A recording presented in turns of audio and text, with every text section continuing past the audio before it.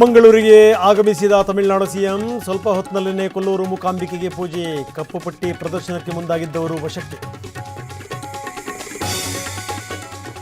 ದೆಹಲಿಯಲ್ಲೇ ಬೀಡು ಬಿಟ್ಟ ಸಿಎಂ, ರಾಷ್ಟ್ರಪತಿ ಭೇಟಿಯಾದ ಡಿಕೆ, ದ್ರೌಪದಿ ಮುರ್ಮು ಜೊತೆ ಮಾತುಕತೆ.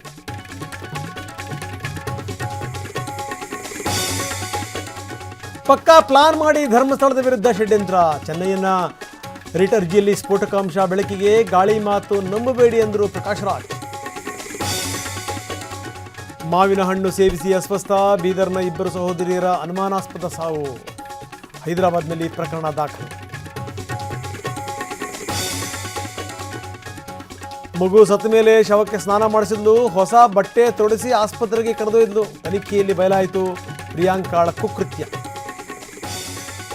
ಫಿಫಾ ವಿಶ್ವಕಪ್ ಗ್ರಾಂಡ್ ಓಪನಿಂಗ್, ಮೊದಲ ಪಂದ್ಯದಲ್ಲಿ ಮೆಕ್ಸಿಕೋಗೆ ಭರ್ಜರಿ ಜಯ, ಎರಡನೇ ಪಂದ್ಯದಲ್ಲಿ ದಕ್ಷಿಣ ಕೊರಿಯಾ ಜಯಭೇರಿ.